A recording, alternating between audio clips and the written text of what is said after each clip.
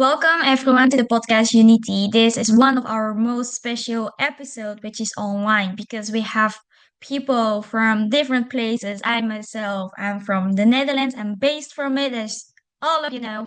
And then we have Pooja who is going to be here on behalf of GHRD as well. As you know, Sophie is not being on the podcast, but that's fine because you know what? We should give her a rest as well. So I'm here joined by Pooja Kundalia today. Together, we are also joined by the organization Aware. And Pooja, thanks to you, we have this great collaboration. So I would like to give you the time and the space to introduce the organization and also our guest. Thank you so much, Kim, for the great introduction. Today, we're going to discuss how gender norms and the patriarchy shape equality in Singapore and other SEA countries, the progress that's been made, the challenges that remain, and how changing cultural expectations can create a more inclusive future. We're honored to be joined by Sugidha Nithiananthan, Director of Advocacy and Research at AWARE, Singapore. Sugidha is legally trained, graduating from the National University of Singapore with 25 years of experience as a litigator and a corporate lawyer. She's conducted trials in the High Court, argued appeals in the Court of Appeal, and served as a general counsel for the award-winning Lekki Port Project in Africa. Beyond her impressive legal career, Sugidha has been deeply committed to women's rights, volunteering for many years with Aware's Legal Clinic and as a trainer in its sexual assault first responder program. She's also been featured on Vogue Singapore for her impressive work and worked with Catalyze Consulting, Aware's consulting arm, before stepping into her role as Director of Advocacy and Research. So I think it's great to get into our first question after that introduction. Sugi, do you mind telling us a little bit more about yourself and more about Aware? Hi, good afternoon or good evening, everyone, and thank you so much for having me on this wonderful podcast. Really looking forward to the conversation we are about to have.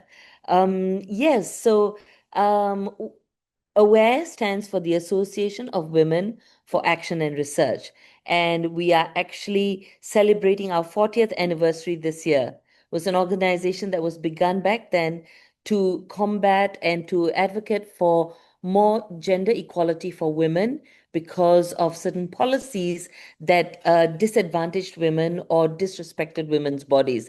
That was when it first started. We've now been active for 40 years, and the kind of work we do essentially involves what we do is basically we involve a lot of advocacy and research because that's originally what we were set up for. We do services. We provide services for women at our Women's Care Center, which is a place you can call the helpline for any problems you have relating for by women. We provide counseling services and we could have a legal clinic as well. Aware also has a sexual assault care center, and that provides services for anybody of any gender who has encountered or suffered sexual assault. And we provide counseling, we provide case management, and we provide legal services as well. So those are the services we provide. We have an arm that does community engagement, where we go out into the community and bring our message and to talk about the issues at hand and also to find out what's happening on the ground. The advocacy and research team chooses areas to do research on, and we continue advocacy in all the areas that are meaningful for Aware. So there are four big focus areas that Aware works on. We look at a key thing is gender-based violence. I think the fact that globally, the majority of domestic or intimate partner violence is men on women tells you that this is a global problem that needs to be tackled at the root, and we need to understand why it's happening. And that's why it's called gender-based violence, right? The other thing we look at is workplace inequalities, stretching from discrimination, sexual harassment, unequal pay gaps, representation in leadership roles.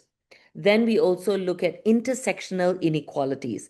When we say intersectional inequalities, we start looking at how the various factors of womanhood and intersect with other aspects to cause problems. So, for example, we look at low-income single mothers.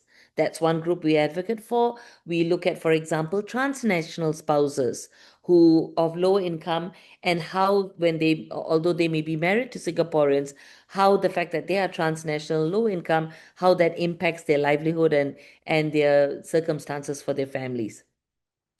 We also advocate for gender equality across all genders and respect that all genders are equal and deserve equal respect and equal rights. And finally, the fourth big bucket area we look at is gender norms.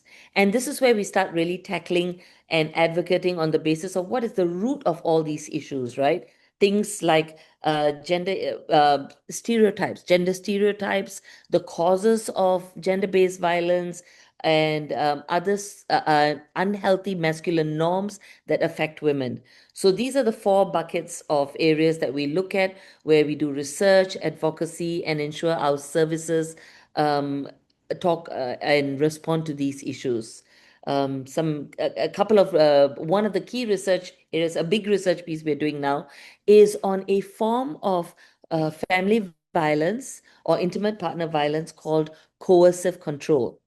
This is where one partner exercises by means of threats or actual harm and control in trying to coerce and control their partner into acting in a particular way that pleases them, taking away agency from their partner. This kind of abuse takes away independence, agency, ability of people to actually advocate for themselves and live full lives, and can affect their children as well. It sometimes comes with physical violence or sexual violence, economic abuse, etc., etc. So this is a big piece of research we are undertaking now and expect to publish a report on this next year. Thank you so much for the thorough introduction of AWARE as well as its initiatives. We were wondering, what do you think are some things, speaking from AWARE, Singapore is doing for gender equality that you think other countries could learn from? Okay, so Singapore has been really looking at this area of where gender inequality is causing some problems.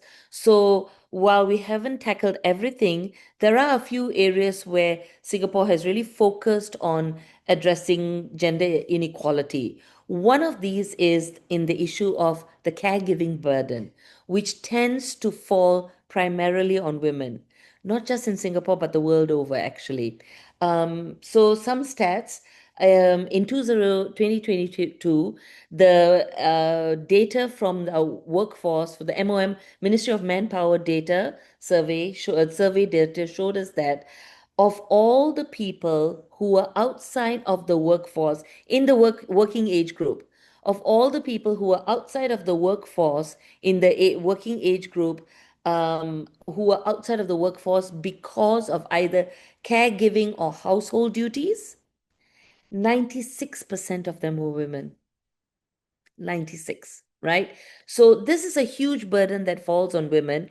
And we can see that around the world, that when in countries where you have children and no help in the form of larger family structures where grandparents step in, or countries like Singapore where you have foreign domestic workers, you find it is oftentimes the mother who leaves her career to look after the children, right?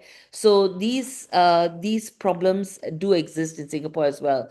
But what have we done in Singapore that is helpful on this front? So what Singapore has really done to tackle it is, apart from maternity leave that existed, we now have mandated, as of this year, 4 weeks of mandatory paternity leave, right?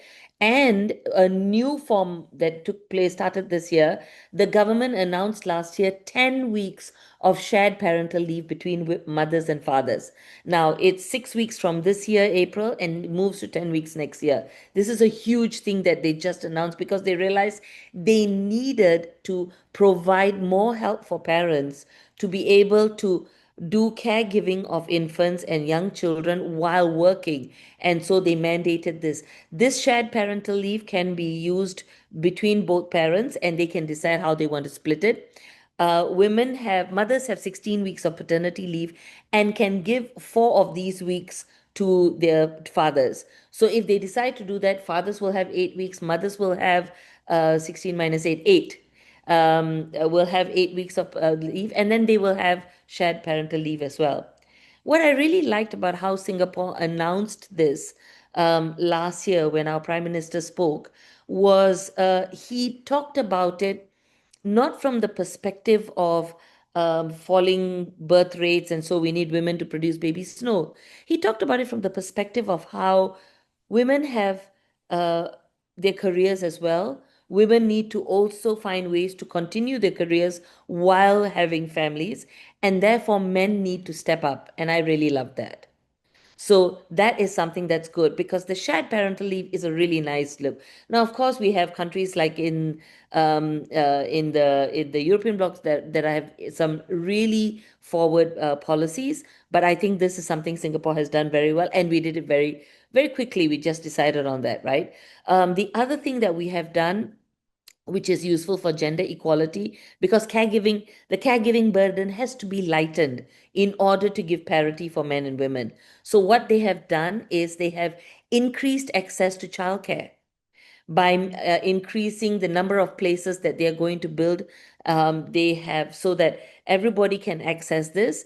They have also made it more affordable and accessible for everyone, and subsidies for they have full subsidies for all low income families. You do not have to be a working mother to access it. This helps women because sometimes you can't even get into workforce in the first place because of your caregiving burden, and therefore if you don't have that, you're not working in the first place, you can't before you couldn't access these subsidies which were only for working mothers. Now, by removing this obstacle, all mothers can access it, which means they can access it first, and that frees them up to go and look for jobs. So that enables them to actually work, which we know financial independence is hugely important, financial stability. So that shared parental leave, paternity leave, and access to childcare. Another area where I think Singapore is doing well is the increased representation. So paternity leave, shared parental leave are legislative things that the government has done. The access to childcare is something they've done on a policy level, social policy level. This third one is something that is not mandated, but it is something that the government is both encouraging and leading the way in terms of how they do it within the party in power. And that is the increased representation of women in politics and in the boardroom. So you can see that the PAP is tracking and making attempts to increase the number of women politicians. The fact that, and we have annually, it's tracked how many women are in politics in government, how many women are in the boardrooms of major companies, the top 100 companies, how many women are helming our stat boards and charities. So by following and tracking these numbers, it shows a intention and a desire to see where we are going with this and recognizing that it's important to increase these numbers. So we haven't put in place targets. We haven't put in place requirements that every company has to meet yet. But the fact that we are tracking it is a good step towards getting to more parity on this front. Because if you have women in leadership roles, you will have the ability for more women to see women up there and aspire to these roles. You will have more women thinking about maintaining their careers to go in that direction. So this is a good lever. Of course, whilst we have got all these things right, we have to remember, of course, that it's not a silver bullet to just have a woman in parliament or in a boardroom. You have to have people who understand why it's important to have gender equality, who understand that we don't have gender equality yet, who understand the inequities at play, so that they can look at having policies and look at the policies within the organizations or the country with a gendered lens. So they understand the need to collect gender disaggregated data so you can track these things. If you track them, then you will know what is actually happening on the ground, so you can make policies that respond to them. So it's good to have women in these places, but it's equally important to have men and women thinking like this when they're in positions of power, especially. That's something Singapore is doing well in terms of policies, legislation, etc. There's another area we're doing well, which is on community engagement.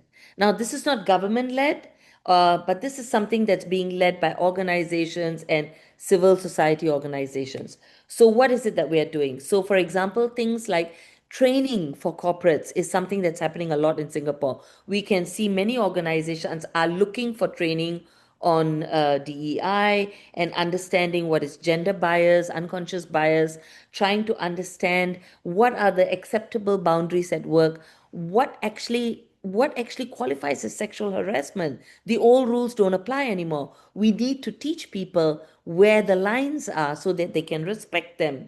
To understand things like male allyship, the importance of male allyship to be able to lift and increase the pipeline of women managers who go up. Because if you don't have that pipeline, if women fall out because they have to take time out for careers and organizations are not enabling women to either come back in quickly or easily, or enable them to do some sort of part-time role that maintains their some form of involvement in their career. If we don't consciously deal with these things, we are reducing the pipeline of leaders. Then it's very easy to say, oh, I want to put a woman on my board, but I can't find any suitable women, right? Or I want to promote, but there aren't that many of them to choose from.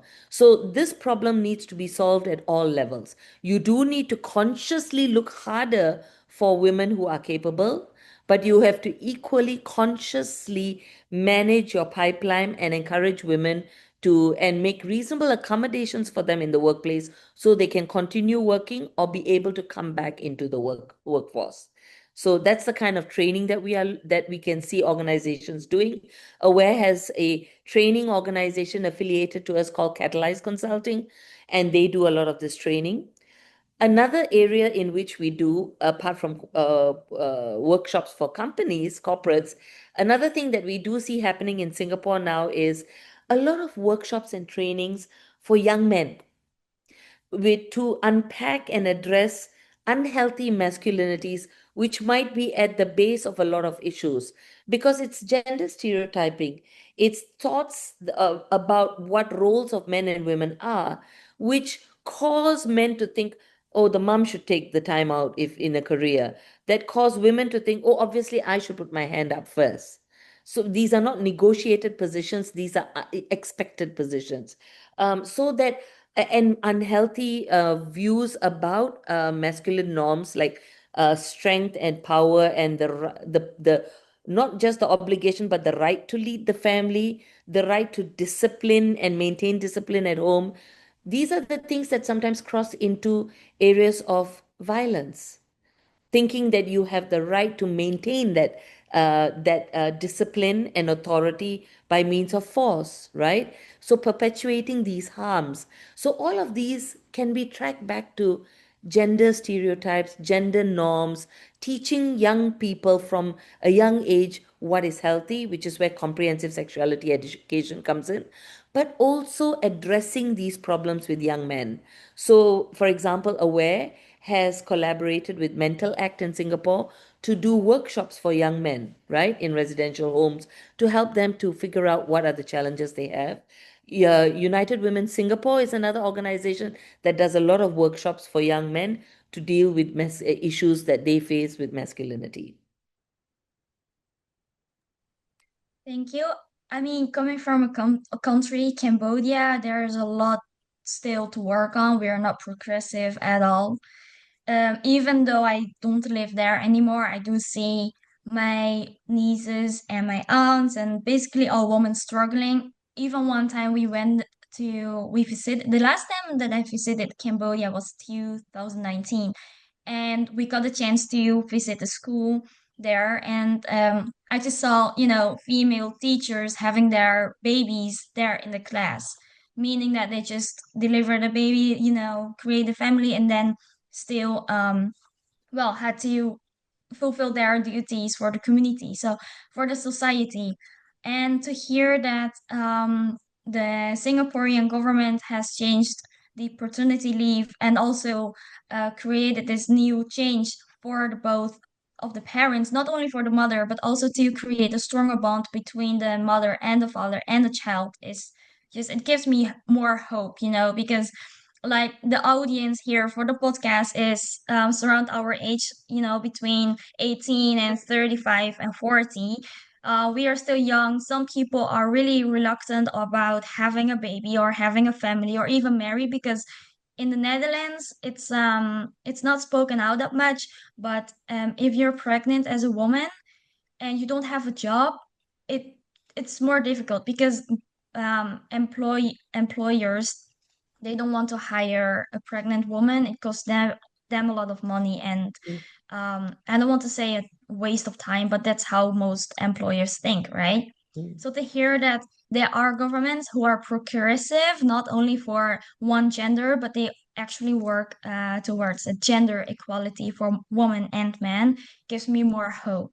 But I feel like there are more things that you personally think if you don't think about your organization, but if mm. you would give you the space and time to be more um, you know, maybe creative with solutions or something else, what would be the points or areas that the government can improve more on?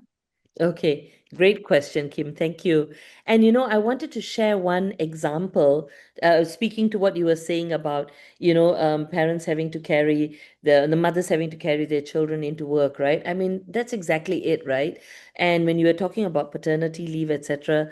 So, my young son is a young father. And he, at the time when they had their child, they were living overseas in Australia, and he worked with a company. So, although Australia has similar kind of, I mean, I can't remember what their paternity leave is. It's less, but he worked for an organization that gives 6 months parental leave to both parents, whether you're a mother or a father. So what two things came out of this. One was and he took the time off. He has such a strong bond with his son that he is as equally comfortable looking after his son as his wife is. I cannot see a difference between them. They moved back to Singapore and I'm watching it. He is more comfortable with his son than I see most young fathers still. So that's one thing. The confidence is everything. So it also, they have a strong bond. So it encourages you to keep building this bond. You have more confidence looking after the child. There's no issue that, oh, I don't know, you ask my wife, right? That's one thing. The other thing that really struck me is that, you see, even in Netherlands, which is actually lauded as one of the most progressive policies, etc., the truth of the matter is exactly that. As long as you mandate that employers have to pay money and give time off to the women for this, then that's always going to make them appear less attractive as employees. So, two aspects to this that occur to me. First of all, yes, this issue about maternity discrimination is that I think, for example, in Singapore, for the first two children that you have, the government pays half the maternity leave cost, and the employer bears half. Right now, they are mandated to give 16 weeks. So, of the first 8 weeks, the government bears half, the employer, of the 16 weeks, the government bears half, the employer bears half. After the second, from the third child onwards, the government bears the full maternity leave cost. So honestly, I think we are advocating that the government should bear maternity leave cost in full from the first child, first of all. So you remove that burden from employers, which means that number one, employers are not out of pocket. Secondly, they have the full pay so if you're supposed to have paid, let's say 4 months for the mother to go on maternity leave, you can hire a maternity cover for that 4 months for somebody else. You're not out of pocket, and the work is done without stressing your other employees. And that's what we should be going towards. We should be building a pipeline of people available to be hired as maternity and paternity covers. That's one. The other thing I think we should do, and it's kind of a reverse psychology, since you cannot avoid the fact that women do have to take maternity leave to both recover and care for the child, then make sure men have equal paternity leave and maternity leave. First of all, because they are equally invested in looking after their child and understand it as a responsibility, not just a let me learn how to change a diaper. But secondly, you equalize the pain for employers. So whether you hire a man or a woman, there's no preference because you still have to pay equal amount of paternity leave. Now, I know this is a little opposite way of looking at it, but I think that's important. If you can't equalize the benefit, you have to equalize the pain, right? Then there is no choice. And I think that is another powerful, not a popular way, but it's to me, it's a consequence. It's a consequence that you equalize the pain so that you don't discriminate against one or the other. But if you want, but the positive aspect of all of this is this kind of leave actually builds families. And if you don't have this kind of leave and you don't give parents that space to actually look after their children and bond with their children, then they don't want to have children. It's too stressful. So we really have to do it for the positives and also to enable people to stay at work, right? So I think that's really important. And as a mother of three boys, I want to see my children become active fathers, but I also want to see my daughters-in-law have equal access back to work. And I want to see that this is a more equal way for us to provide workforce, right? To provide workforce benefits for everybody. In terms of where you asked the question, where can Singapore do, is everything okay? Are there still gaps? Yes, there are, right? And some people will say until the patriarchy is gotten rid of, there will never be equality. I mean, yes, broadly speaking, but let's just talk about some basics, right? What can we do? So one thing is, yes, in the caregiving sphere, we have done a lot. Singapore is doing a lot and trying to do a lot. But the point is, 96% of those outside of the workforce are still women. That tells you that we also have to tackle this problem from a society perspective. More public education and understanding that looking after a house, looking after children is both parents' responsibility, right? And when I say looking after, I don't just mean knowing how to do changing a nappy or going out and buying groceries when your wife gives you a list. I mean taking the responsibility for knowing whether there's enough rice in the house. Is there enough chicken and vegetables in the house? Do we need to buy dishwashing liquid? Who is tracking that? That should not only be the woman's responsibility. So when I mean sharing the burden, I don't just mean I also go and do the groceries, I do this. No, don't take instructions. Take responsibility, both for the home responsibility, for the caregiving responsibility. Then you can truly be equals and share the burden, right? So that's where we need to get to public mindset and understanding, public education, and changing of mindsets to understand that these are responsibilities of both mothers and fathers, of both men and women. That's important. So that one requires public education together with continued policy changes. And we would like to see equal maternity and paternity leave. I think that's also key to to entrenching gender equality and mindset change, and also to enable the pipelines you want to see in the workforce. Another thing that we must talk about is the gender pay gap, right? The gender pay gap exists even in Singapore. So there is the unadjusted pay gap. So the 2023 unadjusted pay gap in Singapore was 14.3%, improving from the previous year of about 16 plus percent. So it's 14.3%, and the adjusted pay gap is 6%. Now, what do these numbers mean? So we like to talk about our adjusted pay gap as 6% because broadly that is tracking job for job, how are men and women doing, right? Meaning for roughly the same job, how different is the pay disparity between men and women. In Singapore, it's about 6%. Now, you can look at that. Oh, that's great. That's less than 10%. It's 6%. In my view, if it's not 0%, it's not good enough. If we are working equally hard, I see no reason why there should be a pay gap at all. But to me, in addition, the unadjusted pay gap should not keep being ignored. That is a very important data point. What is the unadjusted pay gap? The unadjusted pay gap tells you, because it's a marker of all the jobs men and women do in your society. So the unadjusted pay gap, the bigger the unadjusted pay gap, it tells you how much more men are holding the high paying jobs and women are holding the low paying jobs. That's what the unadjusted pay gap tells you.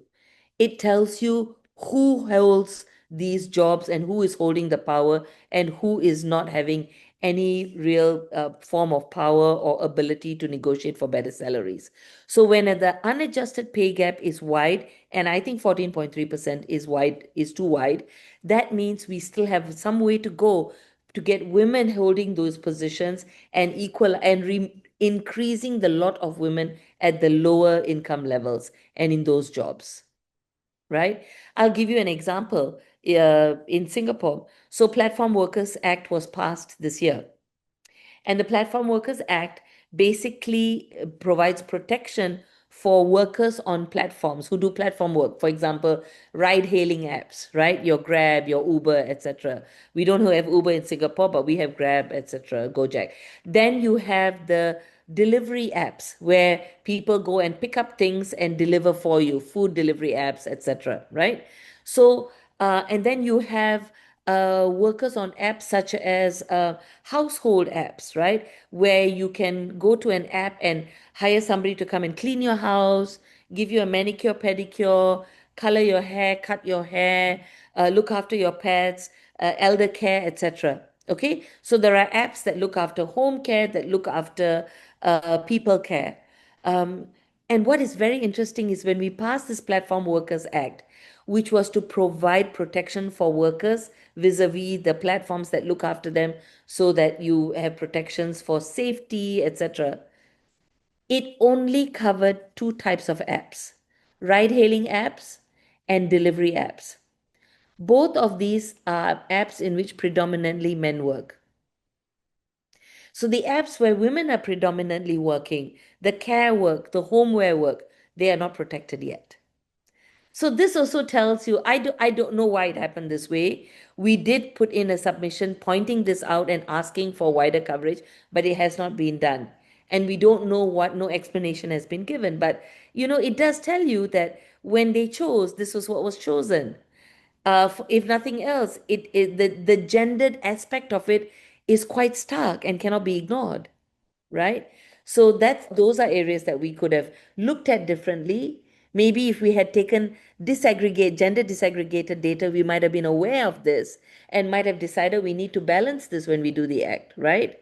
So that's one aspect. Another thing that we have is, as much as we have a growing representation of women in parliament, we've crossed the 30% mark in Singapore. I think the current parliament will be 32 or 33% women in parliament.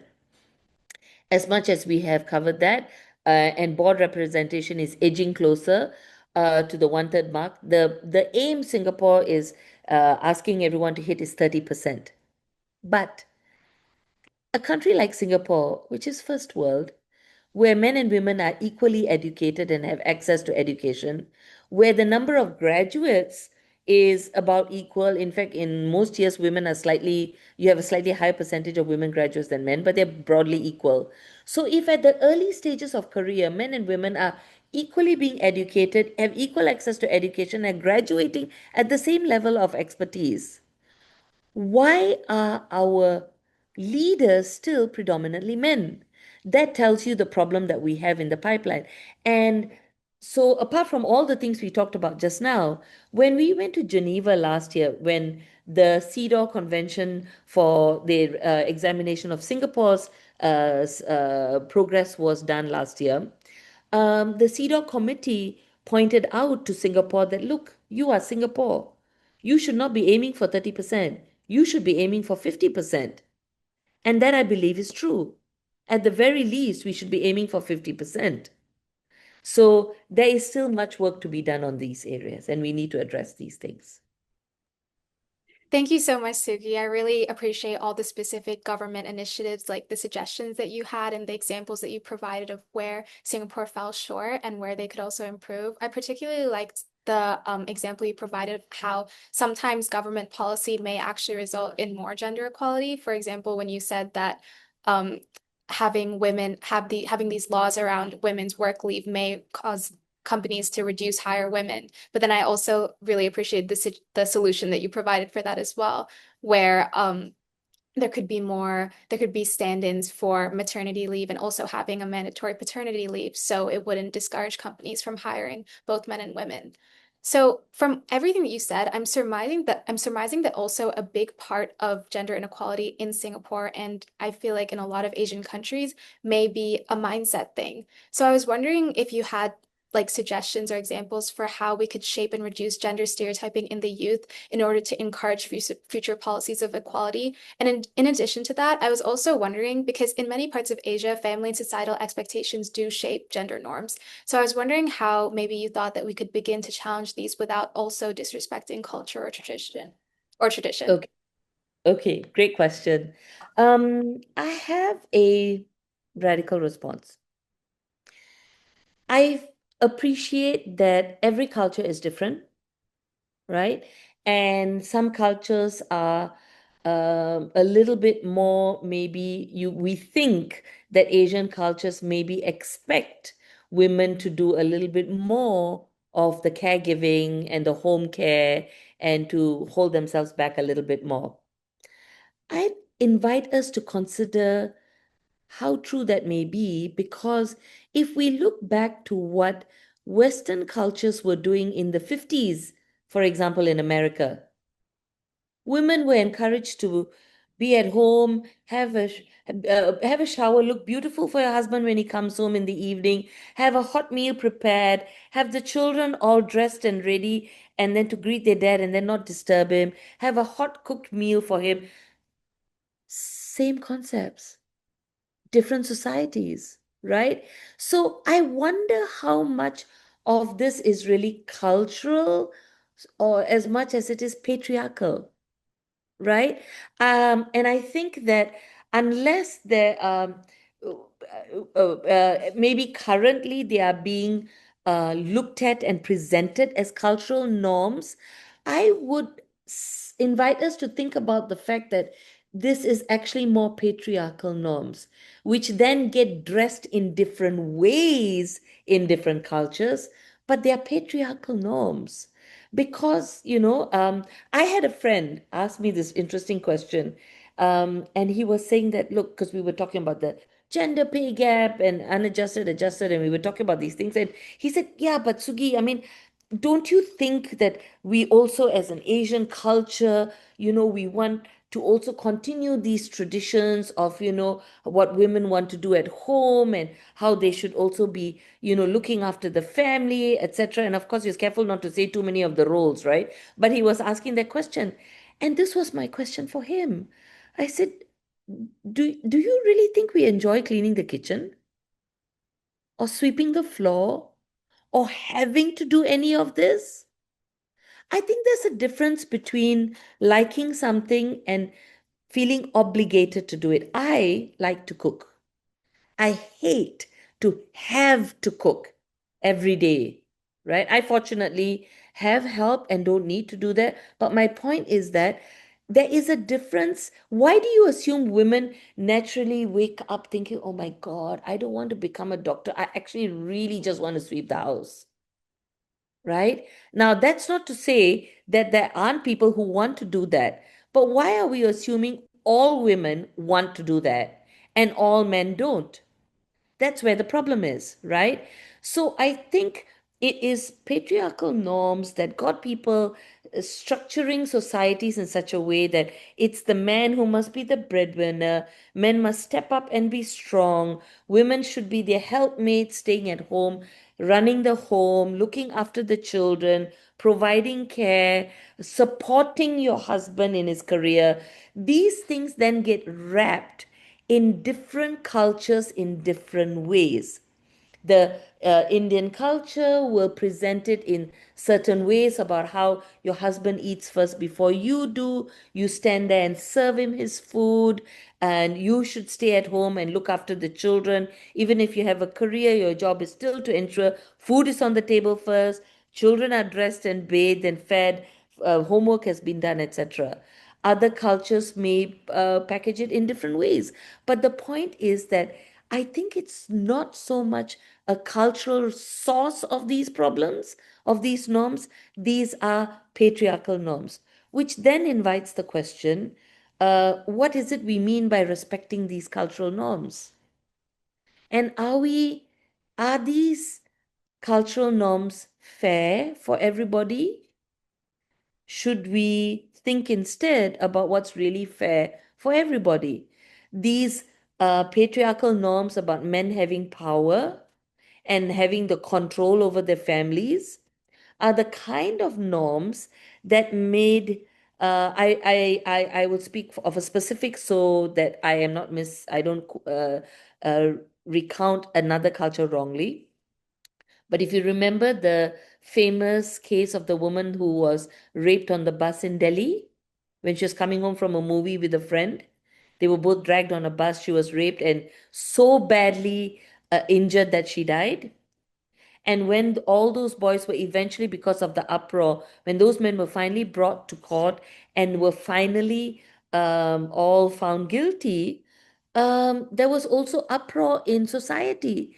And I remember seeing an interview with one of the lawyers for one or more of the accused, who said that he was appalled that this kind of a judgment could be made, that these men had to face these penalties, because it's ridiculous. After all, this woman went out at night without her family.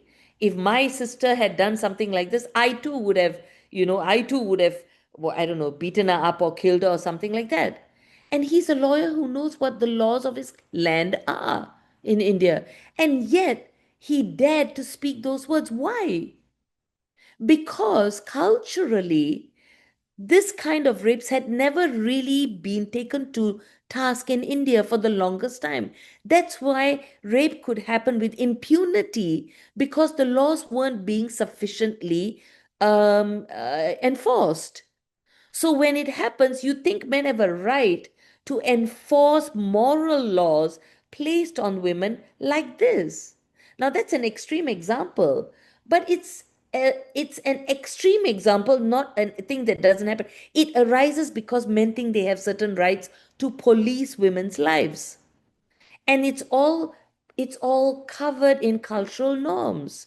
So I'm not sure that I think we need to assess and address what's at the root of these problems before we so quickly assume that all cultural norms are fair and good and must be preserved. We need to address what caused them, where they come from, and assess how you can be fair to everybody. There are equally young men who want to dance, who may be gay, who are also equally bullied, beaten, killed for these things. Different side of the same coin. They too have to be protected, and these norms and these cultural norms have to be really investigated. I think that's really interesting that you brought it up because, like I said, I'm from Cambodia, and there we do have a law for women. It's not a law that we know here in the Western Europe. I mean, in the Western countries, but it's the law for women. It's not women's rights. It's more a set of rules against girls, against women in the community. It is a set of rules taught to girls by their family members or even in schools, and it's written by a male. a male poet. His name is Krom Ngoy, that has been like recited for hundreds of years, and it's ironically written by a male, but taught to girls, even taught to girls by mothers. So it includes instructions for how to respect one's husbands and places, education, and basically it was even written in the national curriculum. So it was the basic foundation of gender roles in Cambodia, but it was removed in 2007. But still, many schools refuse to remove it from Mm. their own curriculum, and they just still followed it.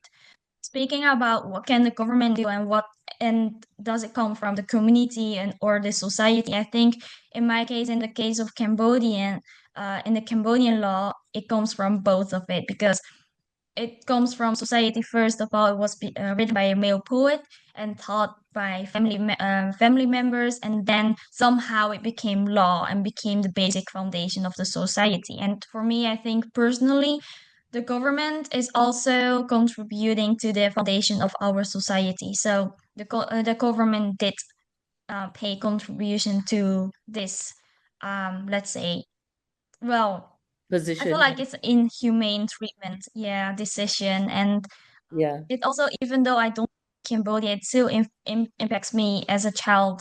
My mother also taught me how to be a woman, how to be a girl. Don't whistle, don't chew gum, don't do this, don't play with toys, you know. So it impacts the whole generation, no matter where you live, as Mm. long as you are related to Cambodian family, it's you still carry it with you. And I'm glad that my little sister is far, far away from it because it ruins your mental health as well.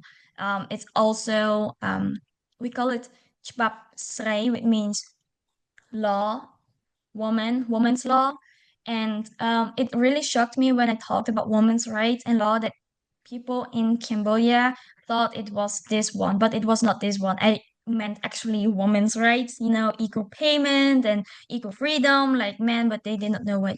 They also don't really know the word domestic violence. They think it's normal the way that they are being treated by their men and spouses. It's normal, but it's actually not normal at all. So I feel like when I heard about your organization, I felt more hope, and also hearing and listening to you right now, it makes me wonder if Cambodians, such a well, a small government, can be also be more like Singapore.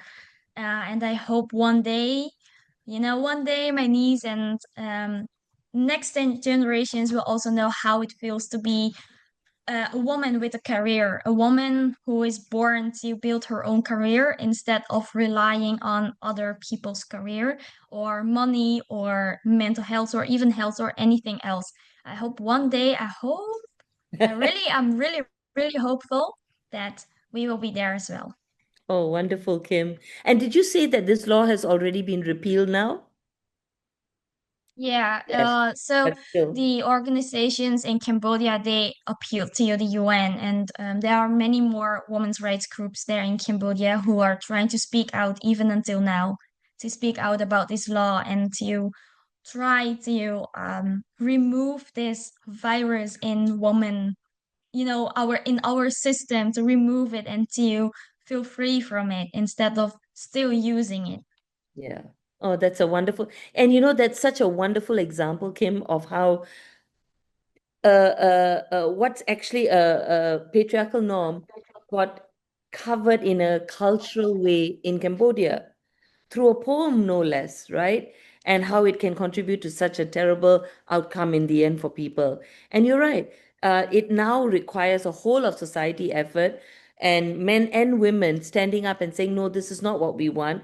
So, public education, getting people to think differently so that you can slowly start dismantling these ideas. I mean, there are a couple of interesting examples that I have, right? So, for example, victim blaming, right? Especially in sexual assault cases, victim blaming is always what happens. People tend to blame the woman. What was she wearing? What was she doing going to that bar at night without another man around? Why did she follow him back to his home? And this, that, and the other, right? How did she behave? Does she sleep around? These are the kinds of inquiries which put the blame on women. And it is really instructive. If you remember the Giselle Pellicot case, the French woman who discovered that her husband had been drugging and allowing men to come and rape her for 10 years. Do you remember that case? And the case has just finished, and the men were found guilty, right? And they were able to identify that there were videos. The husband videoed all of this, and they could see 70 different men raping his wife, including him, 70 men, but they could only identify 50 of them. And these 50 men were put on trial, all for raping her. And what was shocking is victim blaming happened there as well, right? The reason she spoke out, she refused to have a closed door trial. She wanted her name announced. She wanted it public because she said, the shame is not on me. The shame is on them. She was pushing back on victim blaming and shame that should land on women. Because if you police a woman's body, then if it is touched by a man, it's already been defiled in some way. So you feel shame that comes automatically with it. Why is it that there is this sense that it's laudable if a woman remains a virgin till she's married, but a man is looked at as some sort of very experienced and great guy if he's had different sexual partners before he gets married. The same rules don't apply. These are all norms. These are all man-made norms that affect how people think, which then translates that when a woman is raped, there are all these feelings of shame and victim blaming that go on. Another example of why it's got nothing to do with culture, because you see it popping up everywhere. And I came across this, you won't believe this, but it started with some man. I'm so sorry, I can't recall the name now. But it was in the 1700s that a man came up with the bright idea that if a woman says she has been attacked and raped by a man, she will have to prove that she's of good character, that what was she wearing, and that she tried very hard to fight against her attacker. That is the source of our rape laws. That is the source of our rape laws, and which has been handed down through generations, centuries, globally. In France, consent is not part of their legislation, which they're now looking at and examining for change, right? In Singapore, only a few years ago, we removed a legislation which said that you could look at a woman's sexual history, that it was relevant to her in a rape trial, right? Sexual assault cases. These are all things which are manifestly untrue, but laws existed, entrenching these things in society. So the work is huge. And I think that it comes from global norms which are entrenched and packaged in cultural norms. Thank you so much for your explanations and sharing the examples and also share about your organization's work. And I really hope that people living in Singapore knows where to go if they need help. Especially as a woman or a mother having a daughter or niece or whatever, I really hope that they go to your organization and seek for help if they need it. Or even schools reaching out to you guys and educate their female students from any age. I feel like it's really important that school also contribute to the knowledge about how to be safe as a woman, as a girl. Not only safety in terms of public spaces, but also within the household. How to carry yourself and how to come up for yourself in any area of your life. Um, I would like to thank you, Sugidha and Pooja, for arranging this collaboration. And I really hope that we can do another episode and, well, maybe invite one of your other colleague and talk more about the process of the new law change and also about the community or even your latest and recent activities. We'd love to do that. Thank you so much for having me on board. I really enjoyed this discussion that we've had today, and it's an honor to be invited to be part of your podcast. We'd love to continue this conversation and find other exciting topics that we can talk about. And thank you very much for having me.